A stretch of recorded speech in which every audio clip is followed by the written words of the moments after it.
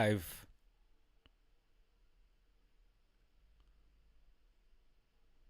Latency. Give me that beat. How's the latency? We're pretty good. I think we're coming in pretty good. This looks pretty decent. I'm still, though, going to turn off some of the nodes, some of these things that might cause a little bit of lag. Welcome, everybody, though, while we get the beat going and get the flow showing on the show. It is Monday, the 7th of October. Yes, indeed, another week as another international break has beset us. We will be without club football for another couple of weeks, alright? So patience, darling. Sit back and relax. Churros is coming your way. Yes, indeed. Good to be back. For all you patrons out there, I did record a Patreon edition over the weekend, but I didn't put it on the platform. The reason was I've been swamped, okay? Quite frankly, I've been just having to juggle being a single parent duties. Fear not, the Lorraine household is all fine and well, but my wife was away for the entire week on a business trip, and I had the kids to myself. I had to, juggle balls, spin multiple plates, do these kind of things that sometimes you just got to do. And in the meantime, my daughter, my 5-year-old, fell sick, so I couldn't go to work for most of the week. It was a hassle, and it's all gone now. All right, I'm a year older for it, quite literally.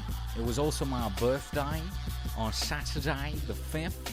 Got to celebrate it more on the 6th, though, because that's when my wife came back, and that's when I was finally able to catch up with my parents as well. I'm giving you guys the whole lowdown, all right? I'm giving it to you, everything, to make up for having been absent over this last week. And those, again, loyal followers will know that so we're going 2 weeks ago now, the week prior to last, I was also sick, out with fever for 5 days straight. It's been, hey man, life has been kicking my ass, all right? It's got Diego up against the ropes. Hang in there, Diego, hang in there. I do my best. I try. Me caigo y me levanto otra vez. I keep getting back up. You will not keep me down. You will not keep me down. Not yet, life. All right. So, all that being said, I'm happy to be back, feeling good. Check out, looking fresh. Look at the hat, but look at this shirt. Moji-mates.com. Moji, from emoji, right? Moji Mates, because I like to say mates and not mates, but moji-mates.com is where you get these fine t-shirts at. Big shout out to my friend Daniel for supplying this humble podcast with some shirts, some of these t-shirts. All right, who could forget this tridente de blanco on un fondo blanco on a white background? Seeing as we've got quite the Madridista following on here on Churros, seeing this tridente, this trident, this threesome, will be sending quite some shivers down your spine. 9, 10, 11, the 1, 2, 3 punch, the 1, 2 uppercut, the 1, 2 jab, and the bang! Luis Suarez, Neymar Jr., big Neymar Jr., and of course, the GOAT, the greatest of all time, the little man in the middle called Leo Messi. Go check them out. They got tons of clubs.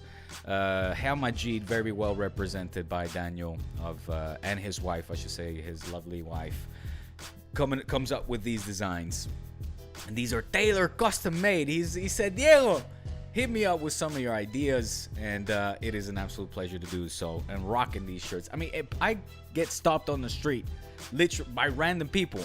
Not to say at the office as well, in the newsroom. They love it. And, it's cool. Check out the boots. They all got different colors as well. And my kids love them. Everybody loves them. They bring back good memories. They put a smile on people's faces. Moji-mates.com. mates or mates.com. And hey, you order from the link below in the description, you get a 15% discount. You know what I mean? 15%. It's all right. I'll take it. It's a deal. It's a steal. It's the sale of the fucking century. In fact, fuck it, Nick. I think I'll buy myself a few more. All right. Let's get on with the show. That's enough promotion for my man. I'm excited for today, as you can tell, because, it's international football is upon us again. And I feel like we're taking... I'm not excited for international football. Don't put words in my mouth.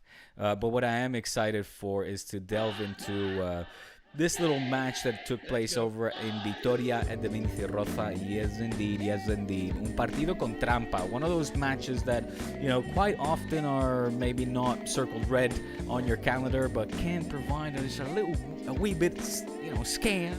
And luckily, though, for the very informed Bobby Lewy, the man's sharp. The man is sharp. He's looking good. And in less than half an hour, he took care of business. Bobby Lewy with the hat trick. And I say less than, it was actually over half an hour. It was 31 minutes, if I'm going to be exact. The only player that has done that quicker was, who? Leo did it. Messi did it. Messi done did it in 29 minutes. This was 2014, I believe it was, against Mallorca. Top of the dome stuff. You're talking to a real encyclopedia here. I just remember that stuff. That's off the cuff. That was not prepared for Barça News today. That is off the cuff. But, needless to say, business was taken care of swiftly. It was a effective, efficient football, especially the first half. I enjoyed it. I think that goes without saying. No big news flash that the first half was a lot more entertaining than the second half. Barça were, not just because of the goals, but Barça were more up for it. The lineup was predictable in the sense that you knew the heavyweights were going to play. You had Lamine, Lewandowski, Raphinha, and joined by Ferran Torres, so a repeat of what we saw in the Champions League. Pedri, Casado, Balde, Inigo Martinez, Pau Cubarsí, Hector Fort in the starting 11 as well, and Iñaki Peña. So let me, I guess, start with order of priority. I mean, you got to give the MVP to Bobby Lewy. Another hat trick. What is that? 10 goals in 9 matches. La Liga top goal scorer. Excuse me. It's good to see him, of course, in great form again after spending a season last season where it was, the whole season was painstaking. Barça was not such a free-flowing goal-scoring machine. A lot more, you could say, slow in the build-up, naturally needing a lot more touches in order to generate offensive opportunities and push the opponent into their final third. I say naturally just because that is more Xavi ball, right? I mean, Hansi Flick, for all that we're hearing now, it's counter. Some people I've actually heard some journalists describe it as counter-attacking football. Absolute nonsense. That still heavily, Barça or call it football total based, because that's really what it is. And Hansi will be the first to explain that as to why the football that captivated him, that he identified with, was La Máquina Naranja. I'm sorry, it's funny for maybe Germans to hear, but Hansi Flick will admit to that.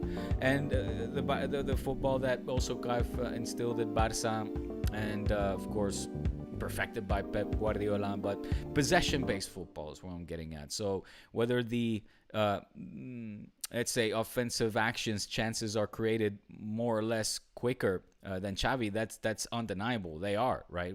Instead of, this is a few weeks ago, but Barça needing just 3 to 4 passes in order to push the opponent into their final third, or be in the 18-yard box itself, as opposed to Xavi that was a lot more slow in the build-up. But you can still qualify or classify Hansi Flick as a Barça brand style football.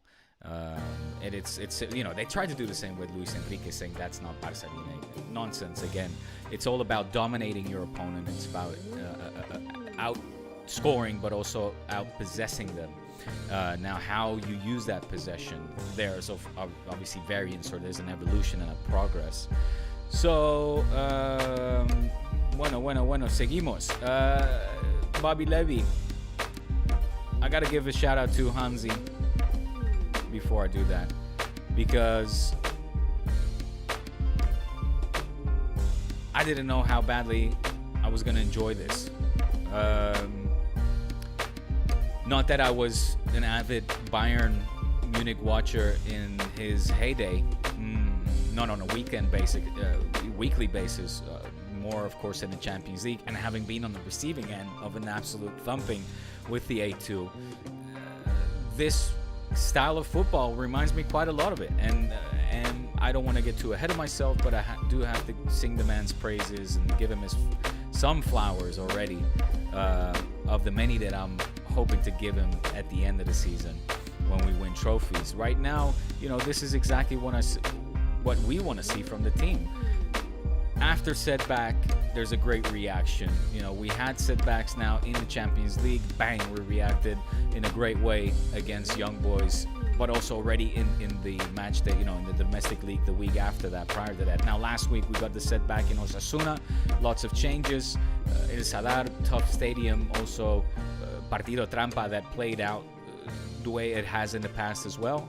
And the reaction was just great. It was fantastic, Menizorroza, like I said, can be a difficult stadium as well. All those teams in the north of Spain can be quite hostile in terms of atmosphere, just uncomfortable playing fields, stadiums, with all credit to them.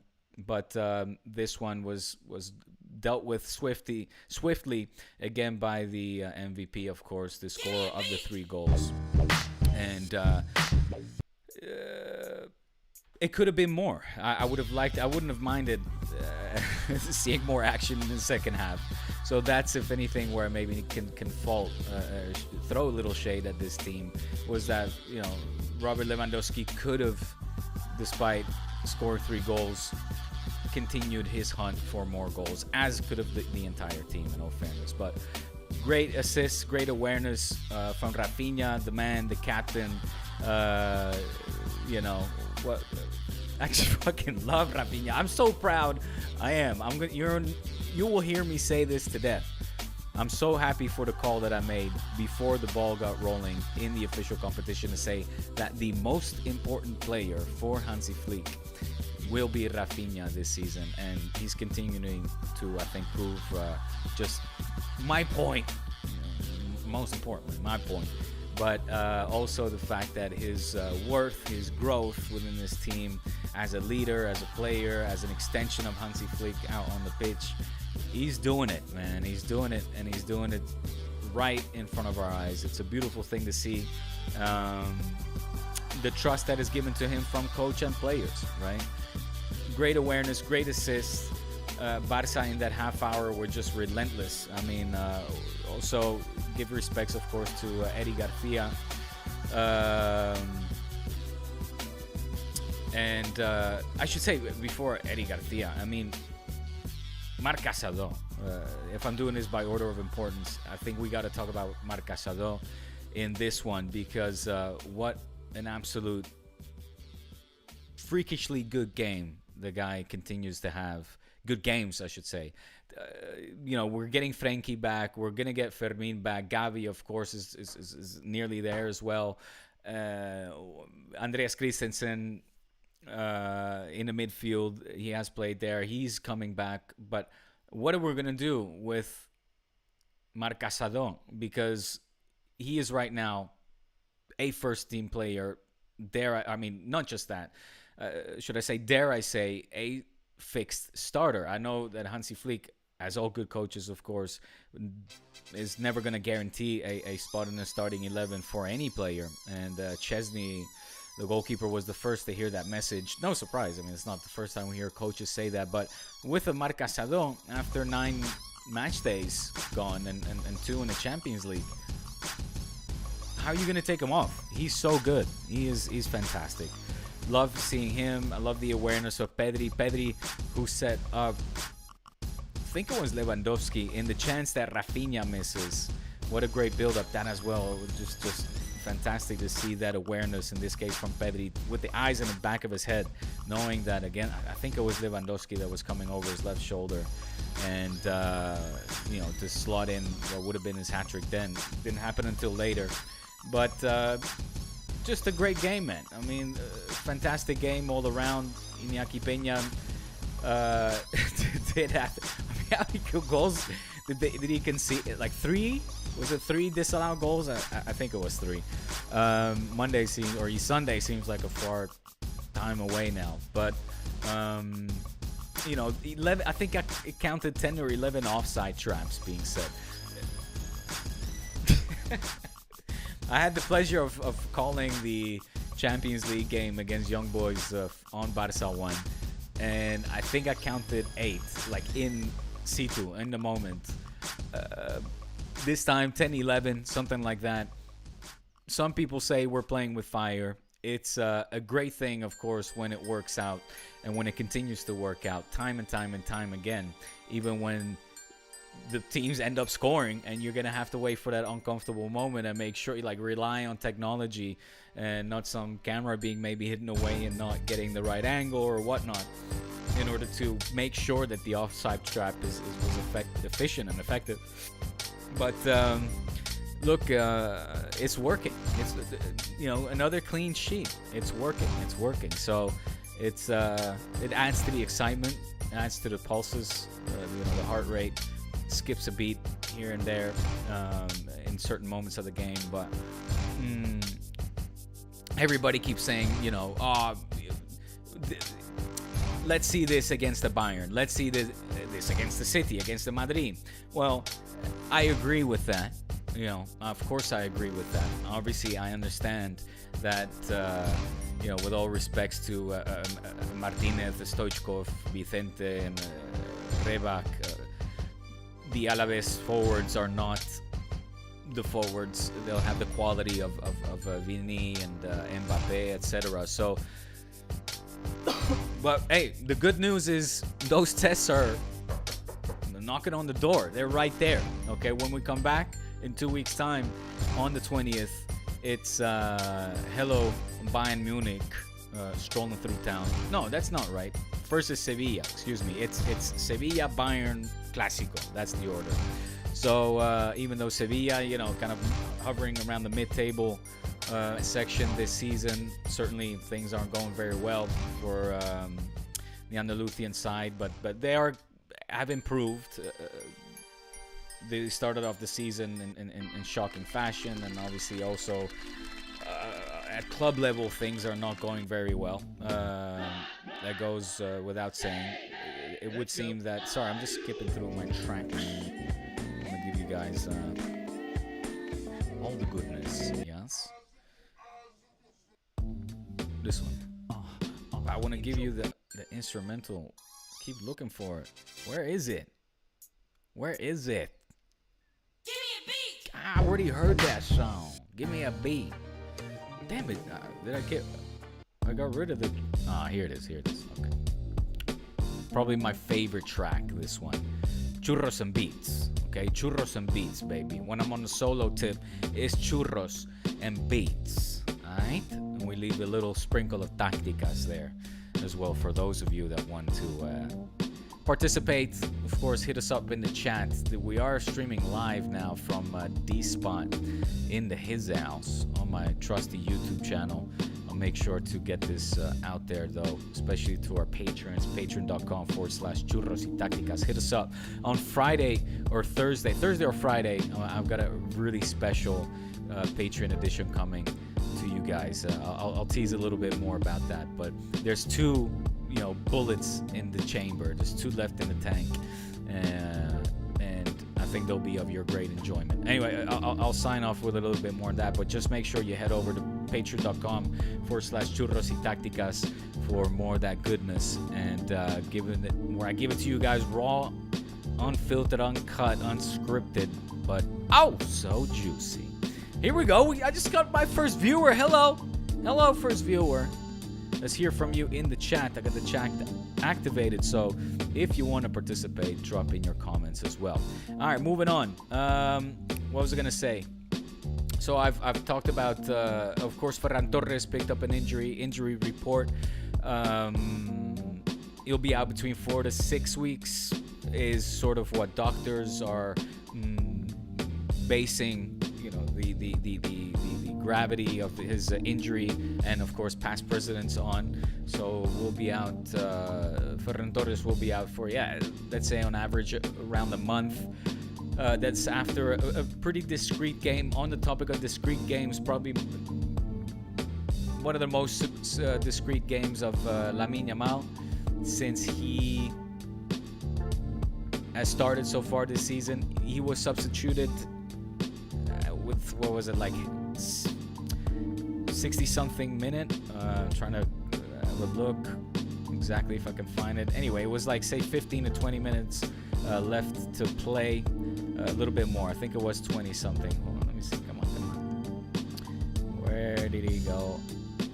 Well, fuck it, I can't find it. Doesn't matter. He went off and tenía cara de pocos amigos. He didn't like the fact that he was substituted off. We understand. He's ambitious. He didn't get on the scoring sheet in this game as well. Didn't provide an assist. So for his standards already, he had a quiet game. And that's okay. I think it's okay as well that he walks off showing his, call it displeasure, whether it's with himself or the decision. Again, something that we see time and time. And Raphinha always hated getting subbed off, and it made his anger. I don't want to say anger, but his frustration. That's the word I'm looking for. Very known. Why it was very vocal or make these gestures. It was very obvious and present that Raphinha didn't like it, and we saw more facial gestures from Lamine, but you could see he didn't like the fact that he was taken off. I'm okay with that. I'm okay as well, very okay with Hansi Flick taking him off and giving room for your Ansu Fatis in particular, but your Pau Victors, etc. Pablo Torres, although neither of those two players played. But, obviously we have Frenkie on the bench. He needs to come in. Jules Koundé, interestingly enough, obviously I mentioned Hector Ford in the starting 11. Whether you want to believe it or not, it's kind of besides the point. There's rumors, they say, the word around the campfire is that Jules was late for a pep talk, and Hansi doesn't do tardiness. And so because he was a couple minutes late, he was therefore apprehended and sent to the bench, and that's okay too. I think I'm I'm liking everything that Hansi's doing, man. I'm gonna keep riding the Hansi train for as long as it lasts, hopefully. So I'm okay with that. What did I want to mention? Ansu, I want to see him more. Want to see him get his minutes. Want to see Lamine Yamal, more importantly as well, get his rest and not get ahead of himself when it comes to playing these games in its entirety, when it's just absolutely unnecessary. At some point the game is controlled. You got your opponent backed up against the corner, and you killed it off. Of course, you can score more goals, but leave it to the others as well. You keep those legs rested and keep it fresh, because we know that the international break now is coming up, and I don't want to jinx nothing, but we got 2 players still injured because of international breaks. Come back soon, and let's hope everybody stays fit during this time. Okay, it's like 2 Nations League games. I think it's Serbia and Denmark for Spain. So keep it keep it fresh. It's okay. I get everything. It's all good, as long as it just stays at that. I don't want things to get to Lamine Yamal's head and people talking in his ears like, you gotta play more, man, or on social media, and he feels this pressure. Obviously the media as well, and now pretty soon the Ballon d'Oro talk will take over the footballing world, and I don't want Lamine to feel like, because he's being mentioned, rightly or unrightly so, fairly, unfairly so, he needs to realize, check himself and realize that he's a 17-year-old teenager, a boy, a kid, who's playing amongst men. His muscles still need to mature, and the same can be said for his mindset. But all good. So what can we say about the second half? That was less entertaining. Like to see the team remain hungry and ambitious, and in the hunt for goals. Goals, mate. That's what we want to say. Want to see these goals. And it didn't happen in the second half. Fell a little flat. I have to admit, was watching also with one eye, perhaps at that point, as I was partaking in the birthday celebrations. 43 years old. Not bad. Still got it.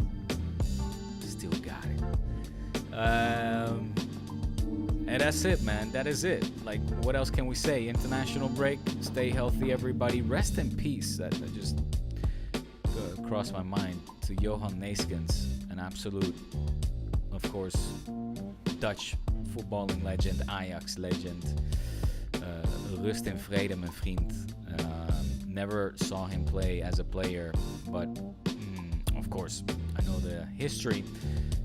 His arrival I know of his arrival in 1974, alongside of Johan Cruyff. Played at Barça until 79. Played 233 matches, scored 54 goals, won the Copa del Rey and what was then known as the Recopa, or the European Cup Winners' Cup, during his time with Barça. Came back as manager, a managerial figure, an assistant coach under Frank Rijkaard from 2006 to 2008. Rest in peace, Johan Neeskens. When you talk to the generation of my parents, one of their favorite players, obviously formed such a formidable duo alongside of Johan Cruyff. Probably we didn't get to see him play together enough, at least for Oranje, for the Dutch national side. Sadly, Johan Cruyff stopped playing for Holland after the 74 World Cup. I think he still played a little bit, but didn't make it to the 78 World Cup. So we were deprived from more glorious years of football from Cruyff alongside of Neeskens. But just a great, football personality in Dutch football history. So passed away today. Condolences to friends and family. Rest in peace, Johan Neeskens. And I'm happy to give his little minute here on Churros to talk about the late great Neeskens as we, as I mentioned, head into the international break. Hopefully, I mean, what can you say? Hopefully they stay healthy. Like everybody you hear from, talk to, when it comes to international football, these international breaks, nobody likes it. You kind of just watch the games of your favorite countries, whatever, your Spains, your Germanys, your Hollands, or Englands, or Frances, etc., with an eye. But you just hope that everybody comes back healthy when the season restarts again. This is now the second time, I believe. This is the second one, second or third. No, impossible third. Is it? I can't keep up. I'm gonna say it's the second one. And like I said, when we come back, Sevilla, Bayern, Clásico time, baby. Those are the 2-3 big tests, of course, to see where the Hansi Flick side is at, whether this offside trap is a good strategy, a safe one for that matter, or if it's playing with fire against teams with the firepower of your cities and your Madrids, or your Bayerns, I should say, rather. And I'm looking forward to it. Look, man, it's so far we've come back from adverse situations or conditions in great fashion. Our restarts or our answers to losses have been very positive. Now again, we saw it in the Champions League, like I mentioned, against the young boys and we saw it now as well after El Sadar in Menizorroza against Alaves after the Osasuna setback. Just a great answer. So hopefully after this international break, and we did it as well against Rayo. I want to say that Rayo Vallecas was after the first international break, and we all know about the dangers of a Rayo when they play in Vallecas. That was a great, win and a great reply from the team. So Sevilla, hopefully we can do the same. Of course, I want to touch a little bit upon what happened in the Bernabeu, or do I? Madrid matches are boring me to death right now. It's I find it not interesting, not entertaining football that we're seeing this season from Ancelotti and his men.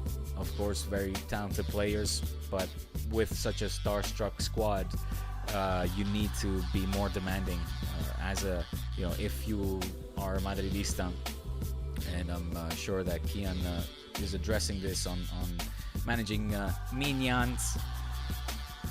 They got to be demanding more. I mean, it's like Mbappe has scored 2 goals so far in these 9 games, and that's not counting the penalties that is scored. So just 2 goals in open play, and also you can discuss about how at least one of those I remember being a bit of a tap in. So you gotta want to see more from your Mbappes, your Vinny's, right? Not to say your Bellinghams, and Valverde has been very solid, but he can't do it himself. So I don't know. I'm not enjoying watching those games. I kind of jokingly said not even the losses against Lille. I said that on the Patreon this over the weekend. The Patreon that I never uploaded because I didn't finish making that point. It was too on the go. I now remember. See, we go full circle, people. We go full circle on Churros. I start at point A and we go all the way down the alphabet until we get to Z, and then we start at A again. I didn't post it because it was just shocking video. I had to record it in the car while commuting, while driving rather, from home to my kids' school, because I was just strapped for time. I couldn't have a moment here, half an hour, however long we've been here, 33 minutes, to talk to you, patiently with the right setting, the right tone, the right mood.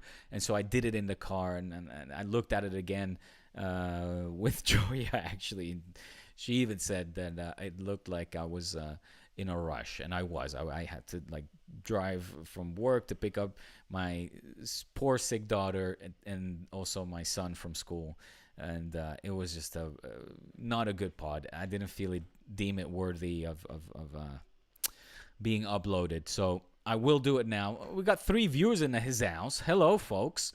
As I mentioned, Madrid, all of a sudden, this pod gets 3 viewers. Look, I'll take a few questions or comments if you will. Just drop them in the comment section. I got it open right here. Comments and reactions, mate. And while I just finish my final thoughts on this, that Madrid ball is not entertaining me right now. It's painstakingly boring, and I don't want to apologize for saying that. I think I am entitled to that opinion, and I'm not saying anything controversial with that. Carvajal, Jesus Christ. These kind of injuries, man, they're always stomach churning and are don't feel good. So hopefully the Madrid right back, will get a full and healthy recovery at some point. I don't know if it's the end of this season, but yeah, that's obviously a massive setback. The worst news for what came out of the Bernabeu, besides the 3 points going to Real Madrid. What happened with Villarreal as well, man? They're like the Yellow Submarine were an absolute, titan against Barça, even though we ended up winning. I think it was 4-1. But they looked like a completely different team. I mean, I don't know what Marcelino does to his side when he plays at home as opposed to away, but Jesus, it was I was looking forward to that. You know, the Villarreal, they're in third. I don't know where they are now, but they were in third before kickoff. So just a disappointing game all around. Like I said, not just because of the win. I talked about the fact that even against Lille, I was bored, man. It was shockingly awful. And then I switch on over to see what's happening with Atletico, and they're getting their asses beaten 4-0, and as well now against Real Sociedad. Atletico is also... We started off this season saying that Simeone had to freaking show up and show his offensive football mindset a lot more, given the players that he has brought in. But Julian Alvarez and nobody seems to be able to just take away this stigma that is surrounding this team for far too many seasons now. And that is like, it's just not good to watch, not good football. And the same I feel with ¿cómo se llama? Ancelotti at the moment with Madrid. That's not, why I spend time in front of the TV set to watch this sport. So luckily with Barça, we're getting better. Taps. I should have known one of the viewers was you, one of the three watching here. Respect. Thank you for the birthday wishes, Taps. You should tweet out the live link from Churros because your notifications don't go out because of your channel settings. Right. Yes.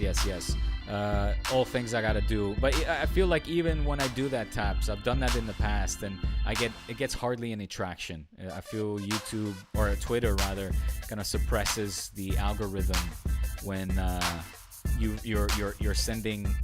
tweeting external links, right? Links that will bring their audience, their users over to another platform. The algorithm doesn't favor those tweets. But you're right. I mean, I could have gotten at least maybe one or two more people on this live stream. I appreciate the thoughtfulness and the suggestion, Taps. I will do that for future sessions. Talking about future sessions, there will be a few more solo sessions in the future. For the time being, Kian is quite swamped, and he's having a hard time juggling all of his pod commitments. And I told him, fear not, I'll hold down the fort in the meantime and keep our audience engaged and hopefully loyal as well. So thank you for your patience. Thanks for sticking around. Oohs and ahs all around when it comes to our Patreon viewers. Make sure that you go over to patreon.com/Churros Tácticas right here for this week's session. Like I said, I got 2 in the chamber, 2 loaded, locked and loaded. Got some good episodes coming your way. One having to do with Real Madrid and its dealings with referees in the past. That was something that was asked by a patron, and I still need to come clean with the goods. I will do that, as well as another patron episode that I want to put out, where I rank my favorite to least favorite Barça and Real Madrid YouTube channels. So stuff to look forward to, especially over this international break where footballing material is limited. And make sure, though, that you are over here, patreon.com/Churros y Tácticas, to watch all that goodness. All right, one final shout out to my man Daniel. What's up, boy?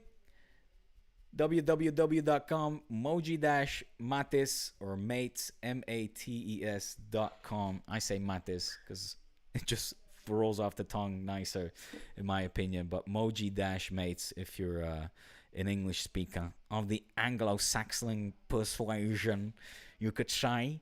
And you'll be able to use a 15% discount in the link that I'm going to post right now, as I'll post this up on my YouTube and the YouTubes and the Patreons. All right. Good session, folks.